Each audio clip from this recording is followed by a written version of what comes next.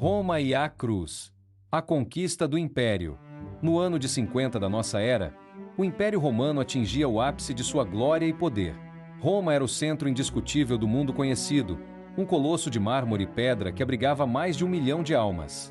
Das províncias distantes da Britânia até as areias escaldantes do Egito, todas as estradas, todas as riquezas e todos os destinos convergiam para esta metrópole colossal. Mas nas profundezas de seus bairros mais pobres, longe do mármore dos fóruns imperiais, uma invasão silenciosa e invisível estava prestes a começar. Uma força que não usava espadas ou escudos, mas que em menos de 3 séculos derrubaria os deuses de Roma e transformaria o próprio trono dos Césares. Para compreender como esta nova fé alcançou o coração do Império, devemos olhar para o mapa do mundo antigo. A Pax Romana, estabelecida pelo Imperador Augusto, havia criado uma rede sem precedentes de estradas pavimentadas e rotas marítimas seguras. O Mediterrâneo não era mais uma barreira, mas uma rodovia para o comércio, para as legiões e para as ideias. Foi através destas artérias imperiais que a mensagem de um pregador executado na Judéia viajou silenciosamente até a capital.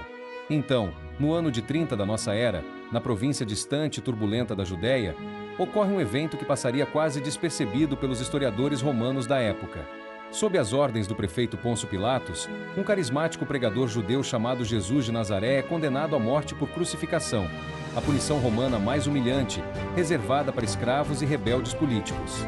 Para Roma, era apenas mais uma execução de rotina em uma província rebelde. Mas para os seguidores de Jesus, sua morte e a subsequente crença em sua ressurreição tornaram-se o evento catalisador de uma revolução espiritual sem precedentes na história da humanidade. Apenas 50 dias após a crucificação, durante a festa judaica de Pentecostes, os discípulos de Jesus reúnem-se em Jerusalém.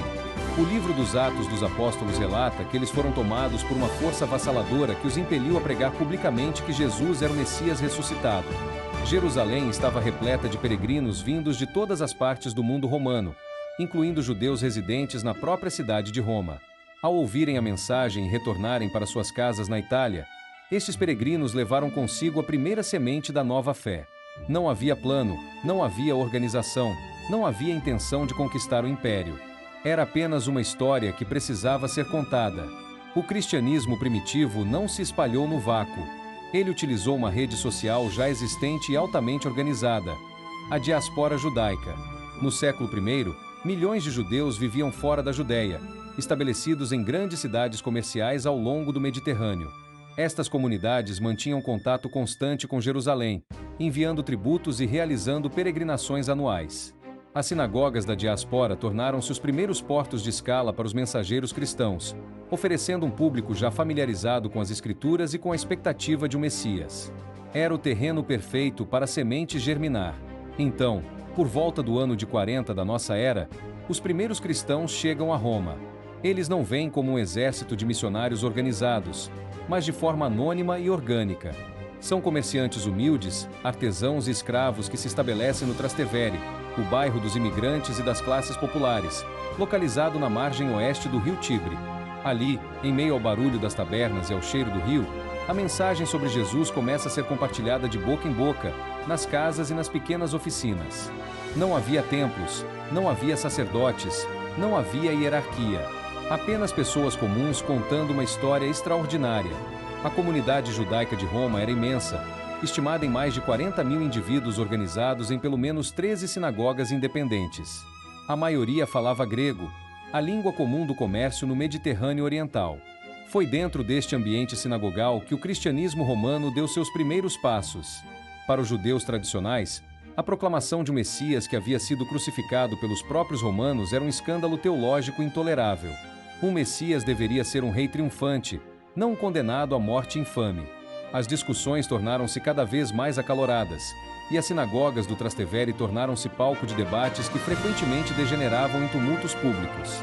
Para as autoridades romanas, que não compreendiam as nuances da teologia judaica, a agitação parecia uma revolta civil inexplicável. Os relatos históricos indicam que a paz pública de Roma estava sendo ameaçada por disputas internas de uma minoria religiosa estrangeira. E foi esta percepção que levou ao primeiro grande confronto entre o Império Romano e os seguidores de Cristo. Então, no ano de 49, o imperador Cláudio decide agir com firmeza. O historiador romano Suetônio, em sua obra Vida dos 12 Césares, registra que, Como os judeus provocavam constantemente distúrbios sob a instigação de um certo Crestus, o imperador ordenou a expulsão de todos os judeus da cidade de Roma. A maioria dos estudiosos modernos identifica este Crestus com Cristo, e os distúrbios como os conflitos entre judeus tradicionais e judeus cristãos. Milhares de pessoas foram forçadas a abandonar suas casas, seus negócios e suas vidas na capital imperial, dispersando-se pela Itália e pelas províncias vizinhas. Entre os exilados pelo Édito de Cláudio estava um casal de artesãos cristãos que se tornaria fundamental para a história da igreja, Priscila e Áquila. Eles migraram para a próspera cidade de Corinto, na Grécia, onde encontraram o apóstolo Paulo. Trabalhando juntos na fabricação de tendas, eles compartilharam suas experiências sobre a igreja em Roma. Priscila e Áquila tornaram-se colaboradores fundamentais de Paulo, exemplificando como o cristianismo primitivo se expandia através de redes de trabalho, amizade e hospitalidade. Eram pessoas comuns que carregavam uma fé extraordinária. A expulsão dos judeus teve uma consequência teológica monumental para a Igreja de Roma. Com a partida dos fundadores judeus, a comunidade cristã que permaneceu na capital passou a ser composta quase exclusivamente por gentios convertidos, romanos e gregos que não seguiam a lei de Moisés. Pela primeira vez, a Igreja de Roma desenvolveu uma identidade predominantemente não judaica, livre das restrições da Torá. Quando os judeus cristãos começaram a retornar anos mais tarde, encontraram uma igreja profundamente modificada.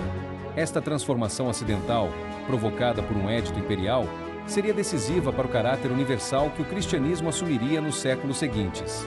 Com a morte de Cláudio no ano de 54, os judeus cristãos puderam retornar a Roma. No entanto, o retorno gerou tensões teológicas inevitáveis entre os judeus que valorizavam a lei mosaica e os gentios que haviam liderado a igreja em sua ausência. Para resolver este conflito e preparar sua futura visita, o apóstolo Paulo escreve, de Corinto, sua carta mais importante, a Epístola aos Romanos. Entregue pela diaconisa Febe, a carta apresentava uma teologia revolucionária de unidade, afirmando que em Cristo não havia distinção entre judeus e gentios, pois todos eram justificados pela fé e não pelas obras da lei. Era uma mensagem que transcendia as fronteiras étnicas e sociais do mundo antigo. A Epístola aos Romanos não era apenas uma carta teológica, era também um documento político e social de enorme alcance. Paulo saudava pelo nome mais de 26 pessoas na Igreja de Roma, incluindo escravos, libertos, mulheres líderes e membros da aristocracia. Esta lista revela uma comunidade extraordinariamente diversa, que reunia em torno da mesma mesa pessoas que em qualquer outro contexto nunca se encontrariam. Era uma revolução social silenciosa, acontecendo nas casas particulares de Roma, longe dos olhos do Império. Então, no ano de 61, o próprio Paulo chega a Roma. Ele vem como prisioneiro, após apelar para o tribunal do imperador Nero. Durante 2 anos, sob custódia domiciliar em uma casa alugada, Paulo prega o reino de Deus com total liberdade a todos os que o visitam. A fé cristã, que havia começado nos bairros mais pobres, agora penetrava na própria elite romana, alcançando membros da guarda pretoriana e funcionários da casa imperial. O apóstolo que havia sido acorrentado para silenciar sua mensagem acabou por amplificá-la no coração do poder romano. Durante este mesmo período, a tradição histórica e patrística mais antiga afirma que o apóstolo Simão Pedro também chega a Roma. Como líder original dos 12 apóstolos, Pedro traz sua autoridade pessoal e seu testemunho ocular de Jesus para consolidar a comunidade romana. Pedro e Paulo, embora com trajetórias diferentes e perspectivas teológicas distintas, unem suas forças na capital do Império, estabelecendo os fundamentos teológicos e pastorais da Igreja de Roma. A pequena seita do Trastevere havia crescido para se tornar uma comunidade organizada e influente no coração da metrópole imperial. Mas no ano de 64, a tragédia atinge a capital imperial. Na noite de 18 de julho, um incêndio devastador irrompe nas lojas ao redor do Circo Máximo. Durante 9 dias, as chamas consomem 3/4 da cidade, deixando milhares de desabrigados e destruindo séculos de história. Diante dos rumores crescentes de que o próprio imperador Nero havia ordenado o incêndio para abrir espaço para seu novo Palácio Dourado, o Domus Áurea, o imperador busca um bode expiatório rápido e impopular. Ele aponta o dedo para os cristãos. O historiador romano Tácito, em seus anais, registra com precisão o que se seguiu. Nero acusou os cristãos de ódio ao gênero humano, uma acusação que refletia a percepção romana de que esta seita se recusava a participar dos rituais cívicos e religiosos que sustentavam a coesão social do império. A perseguição que se seguiu foi de uma crueldade sem precedentes na história romana. Cristãos foram vestidos com peles de feras para serem dilacerados por cães na arena.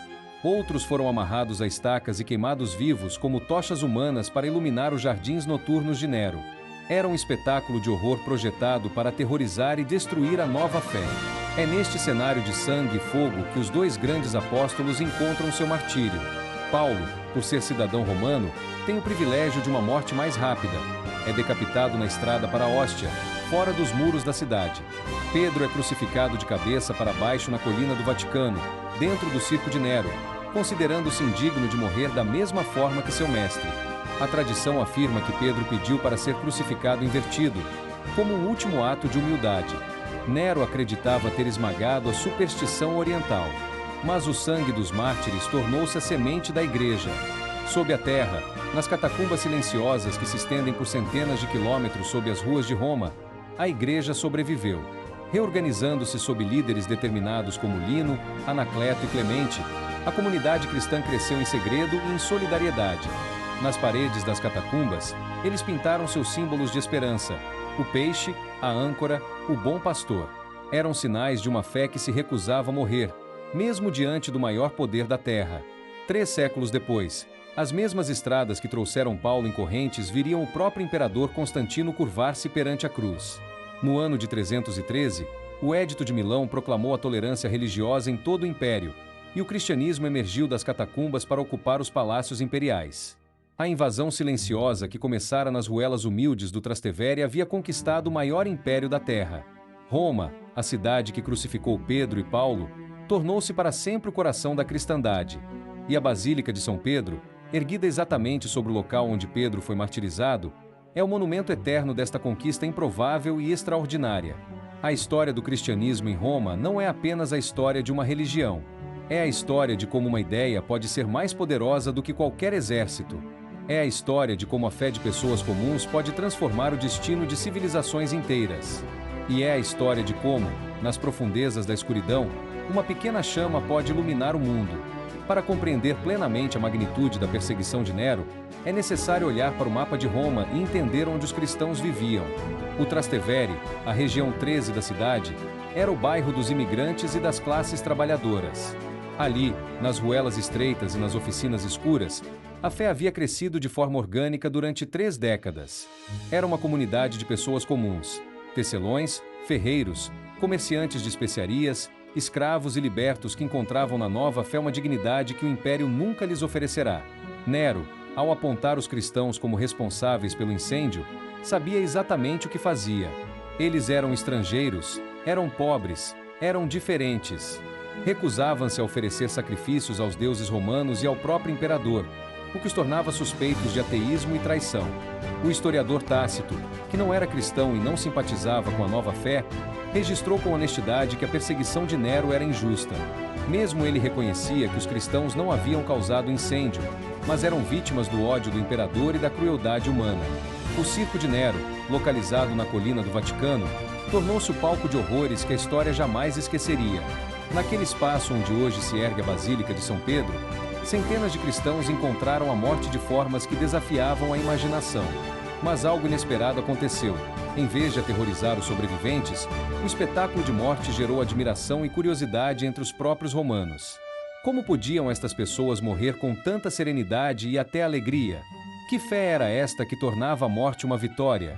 Então, no ano de 67, Pedro e Paulo são executados com poucos meses de diferença. Com eles, a primeira geração de líderes cristãos que haviam conhecido Jesus pessoalmente ou convivido com suas testemunhas diretas chegava ao fim. Era o momento mais crítico na história da igreja.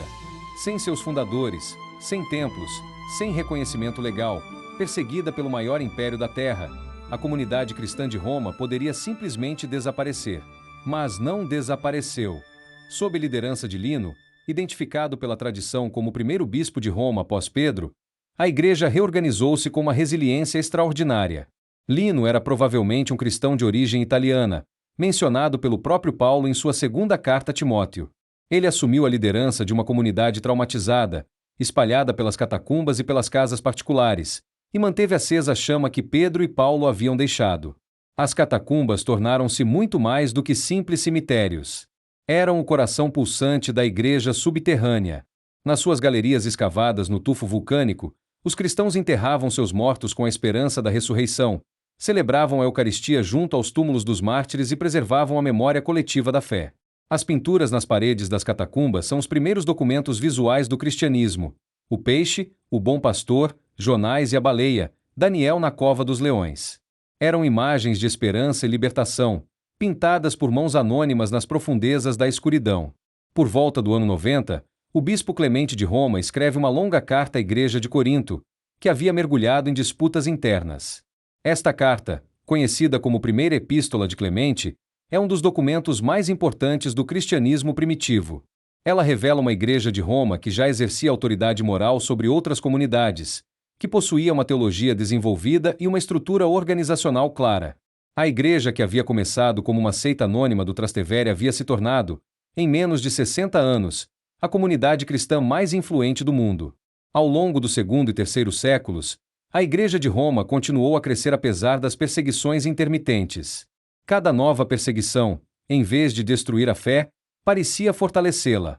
O sangue dos mártires, como dizia o teólogo Tertuliano, era a semente da Igreja. Os romanos que assistiam às execuções nas arenas perguntavam-se: que força é esta que faz homens e mulheres comuns enfrentarem a morte com um sorriso nos lábios? E muitos, tocados por esta pergunta, tornavam-se cristãos. Então, no ano de 313, o mundo mudou para sempre. O imperador Constantino, após sua vitória na Batalha da Ponte Milvia, promulgou o Édito de Milão, concedendo liberdade religiosa a todos os cidadãos do império e devolvendo os bens confiscados aos cristãos. A Igreja emergiu das catacumbas para a luz do dia. Constantino construiu a primeira Basílica de São Pedro exatamente sobre o local do martírio do apóstolo, no Vaticano. Era o sinal mais eloquente de que a conquista estava completa. O que começara como a história de um pregador executado numa província distante havia se tornado a religião do maior império da Terra. A invasão silenciosa estava completa. Roma, a cidade que havia crucificado Pedro, decapitado Paulo e lançado cristãos às feras, havia sido conquistada não por espadas, mas por uma fé que se recusava a morrer. E a Basílica de São Pedro, erguida sobre os ossos do pescador galileu que havia seguido Jesus até o fim, é o monumento eterno desta conquista extraordinária. Esta é a história de como o cristianismo chegou a Roma. É a história de pessoas comuns que carregavam uma fé extraordinária. É a história de como uma ideia pode ser mais poderosa do que qualquer exército. E é, acima de tudo, a história de como a esperança pode sobreviver a qualquer perseguição, a qualquer incêndio, a qualquer império. Porque as chamas que Nero acendeu para destruir os cristãos acabaram por iluminar o caminho de uma civilização inteira. E essa luz, nascida nas ruelas humildes do Trastevere, ainda brilha hoje para mais de 2 bilhões de pessoas ao redor do mundo.